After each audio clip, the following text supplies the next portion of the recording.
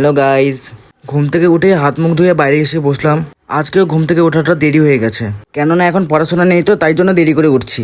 দেখো আজকে সকাল সকাল কত রোদ উঠেছে। এখন সকাল না, প্রায় 11টা বাজে। এই যে খুশি, তোমার নামও নিয়ে নিয়েছি। থ্যাংক ইউ এত সুন্দর কমেন্ট করার জন্য। যে মা আমাকে খেতে দিয়ে দিয়েছে ডাল আর রুটি। আজকে সকালে মা রুটিই বানিয়েছে। খেয়ে কিছুক্ষণ রেস্ট করে চলে আসলাম গেটটা মুছতে। বৃষ্টিতে গেটটাতে বালি ওঠে, আর এগুলো মুছে না দিলে না জং ধরবে, তাই ভাবলাম স্নানের আগে মুছে দিই। এই যে জাসমিনা, তোমার নামও নিয়ে নিয়েছি। থ্যাংক ইউ এত সুন্দর কমেন্ট করার জন্য। এইদিকে দেখো আমার গেটও মোছা কমপ্লিট হয়ে গেছে। এখন মা স্নানের জল দিয়ে দিচ্ছে, আমি এখন স্নান করে নেব। মায়ের ওইদিকে রান্নাবাড়িও কমপ্লিট হয়ে গেছে। এই যে আমি স্নান করে খাওয়া দাওয়া করে একবারে বাইরে চলে আসলাম। এই যে একজন কমেন্ট করেছো, দাদা তোমার পায়ে কি হয়েছে? আমি জন্মের থেকেই হাঁটতে পারি না। এই যে আরেকজন কমেন্ট করেছে, দাদা তুমি যে হাঁটতে পারো না, তোমার কি কোনো চিকিৎসা করেনি? এই যে আমার পুচি দিদি, ওনাকে আবার রিপ্লাই করেছে, ভাইকে অনেক ডক্টর দেখিয়েছে। থ্যাংক ইউ পুচি দিদি।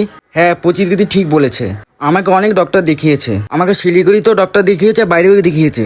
আমার পায়ে শিলিগুড়িতেও অপারেশন হয়েছিল, বাইরেও 2বার অপারেশন হয়েছে। এই যে সেলাইয়ের দাগগুলো দেখতে পারছো, এগুলো আমার অপারেশনের দাগ। আমার পায়ে এরকম অনেক জায়গায় সেলাইয়ের দাগ রয়েছে। দেখেছো কত সেলাইয়ের দাগ আমার পায়ে? এগুলো সব আমার পায়ের অপারেশনের দাগ। হ্যাঁ, আমার বাবা মা আমাকে অনেক চিকিৎসা করিয়েছে। এর থেকে ভালো আর আমি হতে পারছি না। অপারেশনের পরে লাঠি নিয়ে তাও কোনো রকম আমি চলতে পারছি। এই যে একজন কমেন্ট করেছো, দাদা তুমি তাড়াতাড়ি ঠিক হয়ে যাবে। জানি না কি যে হবে, আমার মনে হয় এর থেকেই বেশি আর আমি ঠিক হব না। থ্যাংক ইউ এত সুন্দর কমেন্ট করার জন্য। টাটা গাইজ, আমার চ্যানেলটি সাবস্ক্রাইব করে আমার পাশে থাকবে।